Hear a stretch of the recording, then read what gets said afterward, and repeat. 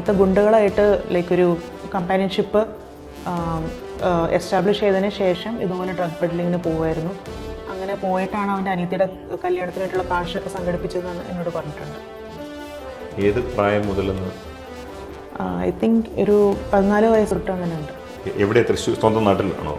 സ്വന്തം നാട്ടിൽ നിന്നായിരുന്നു. അവർ ഇനീഷ്യലി അവർ പാലക്കാട് എങ്ങാണ്ടായിരുന്നു. അത് കഴിഞ്ഞിട്ടാണ് പിന്നെ തൃശ്ശൂരിലേക്ക് വന്നത്.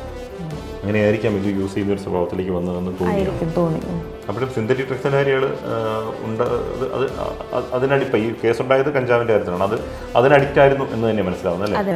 കാരണം നിങ്ങളോട് ഈ ക്രൂരമായിട്ട് പെരുമാറുമ്പോഴൊക്കെ അതിൻ്റെ ഇൻഫ്ലുവൻസിലായിരുന്നു. കുറേ സൈക്കാട്രിക് കൺസൾട്ടേഷൻസ് ഞാൻ തന്നെ ബുക്ക് ചെയ്ത് കൊടുക്കുമായിരുന്നു. 300 rupees ഈച്ച് ഫോർ ഈ സെഷൻ. ആ ഡോക്ടർ കുറേ മരുന്ന് പ്രിസ്ക്രൈബ് ചെയ്തിട്ടുണ്ടായിരുന്നു. അതിൽ സ്ലീപ്പിംഗ് പിൽസ് പ്രിസ്ക്രൈബ് ചെയ്തിട്ടുണ്ടായിരുന്നു.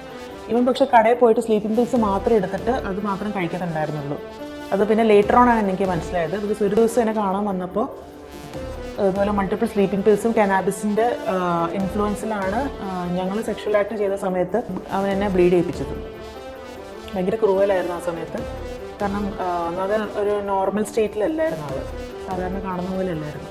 സ്ത്രീകളെ കാണുന്നത് എന്ന് പറഞ്ഞു കഴിഞ്ഞാൽ സെക്ഷൽ ഒബ്ജക്റ്റ് ആയിട്ട് മാത്രം. ഈ സമയത്തൊക്കെ ഞാൻ വിചാരിച്ചിരിക്കുന്നത് ഇവരെന്നെ കല്യാണം കഴിക്കും എന്നാണ്. He's actually hunting women.